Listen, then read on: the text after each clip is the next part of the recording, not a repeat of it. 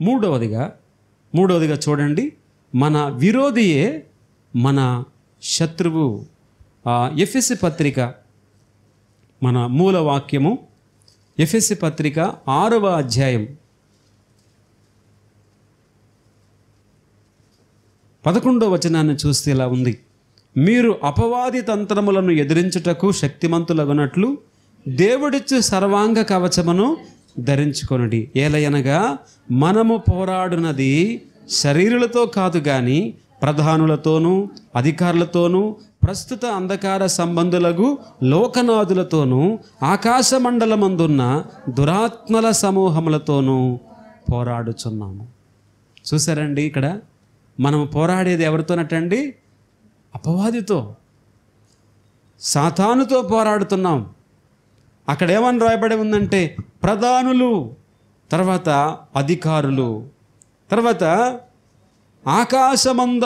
ఆకాశమండలమందున్న దురాత్మల సమూహం. ఇదండి సాతాను యొక్క 3వ దాడి. ఇది చాలా ప్రమాదకరమైంది. ఇక్కడ మనం ప్రతిదాడి చేయకూడదు, గమనించాలి. ఇంతకుముందు 2 సార్లు మనం ప్రతిఘటించాం కదా, ఎదిరించాం కదా. ఇక్కడ మాత్రం చాలా తెలివిగా ఉండాలి. అంతేనా కాదా?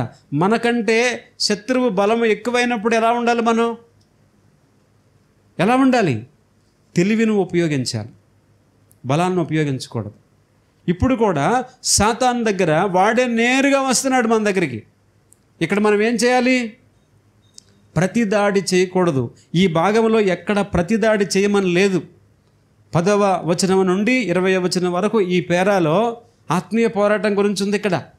ఇక్కడ మీరు నిలవబడండి, సిద్ధంగా ఉండండి, మెలకువగా ఉండండి అన్నాడు, కానీ ప్రతిదాడి చేయండి అని మాత్రం అనలేదు. గమనించాలి. అందుకని ఇక్కడ సాతాను దగ్గర మనం ప్రతిదాడి చేయకూడదు. కానీ చాలామంది క్రైస్తవులు సాతాను మీద ప్రతిదాడి చేస్తున్నారు. ప్రియమైన వాళ్ళ, ఇక్కడ చూసారా, ప్రతిదాడి కొన్నిసార్లు ప్రమాదకరం. ప్రతిదాడి అన్నిసార్లు విజయాన్ని ఇవ్వచ్చుమా? అయితే ఏం చేయాలి సార్? ఇలాంటప్పుడు ఏం చేయాలి? అసలు వాడి పరిస్థితి చూసారా?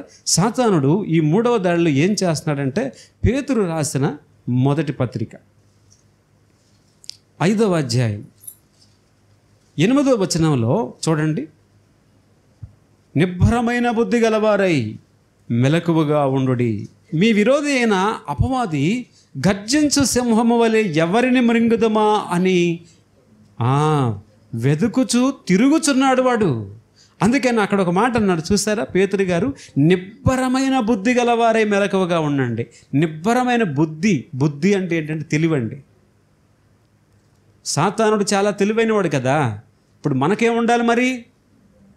తెలివితేటలతోనే దెబ్బ కొట్టాలి. యుద్ధంలో ఇది ఒక ఆయుధం. అందుకనే భక్తులు మనకేం చెప్పారంటే, నిబ్బరమైన బుద్ధి గలవారి అంటే తెలివి కలిగి మెలకువతో ఉండండి. ఎందుకో తెలుసా? సాతానుడు ఏం చేస్తున్నాడు? ప్రతి క్షణం ఎవరిని మృంగుదమా అని వాడు వెతుకుతూ తిరుగుతున్నాడు. వాడికి అదే పని. యోబు విషయంలో అదే మనం చూస్తున్నాం. ఎక్కడి నుంచి వచ్చావంటే భూమి మీద అటు ఇటు తిరుగుతున్నాను అంటాడు. వాడికి అదే పని అండి. అర్థమైందా? 6000 సంవత్సరాల నుంచి ఆడి పని ఏంటండి? తిరుగుతూ ఉంటాడనమాట, వెతుకుతూ ఉంటాడు. ఎవడు దొరుకుతాడా నాకు? అందుకనే దొరకకూడదు. ఏం చేయాలి చూడండి, మనం ముగింపులోకి వచ్చాం. ప్రభువుకు లోపడాలి, అపవాదిని ఎదిరించాలి. ఇది ప్రియమైన వాళ్ళరా ప్రభువు ఇచ్చినటువంటి ఆదేశం లేదా నియమం. యాకోబు పత్రిక 4వ అధ్యాయం 7వ వచనం. యాకోబు పత్రిక 4వ అధ్యాయం 7వ వచనంలో, కాబట్టి దేవునికి లోబడి ఉండుడి, అపవాదిని ఎదిరించుడి, అప్పుడు వాడు మీ యొద్ద నుండి పారిపోవును. ఇక్కడ చూడండి, దేవునికి లోబడండి. మీరు లోబడాల్సిందేంటి? దేవునికి లోబడండి అంటే మోకరించండి. ఎక్కడ?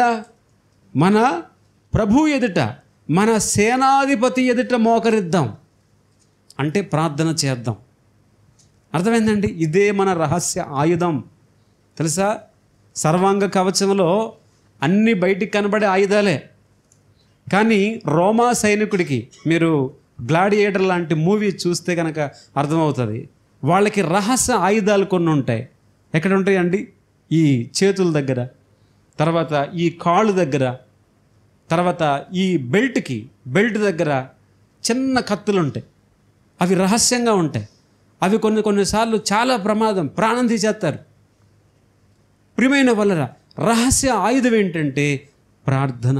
అదే ఇక్కడ చెప్పాడు యాకోబు ఏంటంటే ప్రభువుకి లోబడండి. చాలామంది సాతాను ఎదిరించే పనిలో ప్రభువుకు లోబడరు. సేనాపతికి లోబడాలి, సేనాపతి ఏం చెప్తున్నాడు వినాలి. అంతేగాని ఎలా పడితే అలాగా గుడ్డిగా అవతల సైన్యం మీదకి విరగబడి వెళ్ళకూడదు. సేనాపతి ముందుండి వెళ్ళండి అంటేనే వెళ్ళాలి, వెళ్ళకూడదంటే ఆగిపోవాలి. ప్రియమైన వాళ్ళరా, ఇక్కడ మనం గమనించినట్లయితే ప్రభువు మన సేనాధిపతి, ఆయన ఎదుట మనం లోబడాలి, విధేయత కలిగి ఉండాలి. ఆ విధేయత ఏం చేస్తుందంటే సాతాన్ని ఎదిరించడానికి కారణమవుతుంది. అప్పుడు వాడు ఏమనుకుంటాడంటే వీడితో మనకు పని లేదు, వీడి మనవాడు కాదు, వీడు ఎవరికి చెందినవాడు? ప్రభువుకు చెందినవాడు, ప్రభువు బిడ్డ, ప్రభువు మాట అంటున్నాడు, ప్రభువుకు ప్రార్థన చేస్తున్నాడు, వీడి జోలికి వెళ్ళకూడదు. అర్థమైందండి? మాటలు అర్థమవుతున్నాయా? దేవుని వాక్యంలో రోమాపత్రిక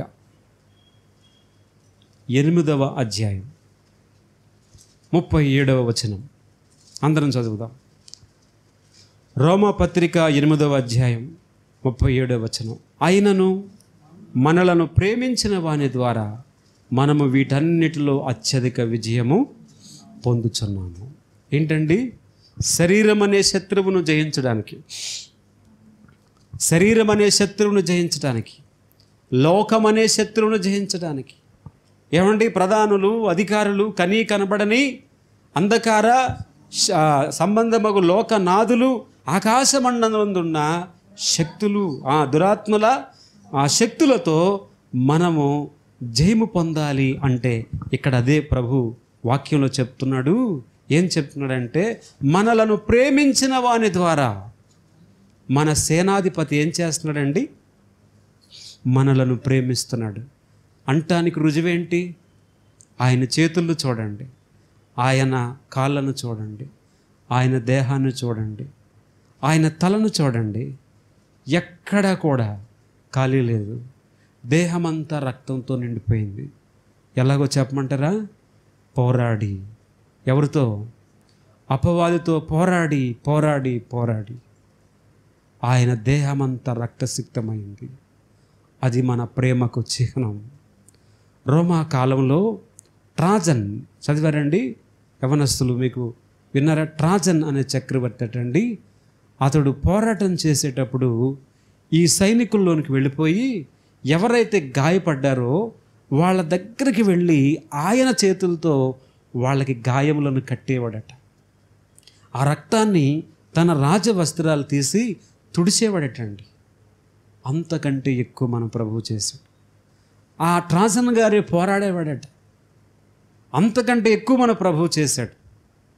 అందుకనే ఇక్కడ రోమా పత్రికలో పౌలు హృదయంలో ఈ మాటలు ఉన్నాయేమో కాబోలు అంటాడు.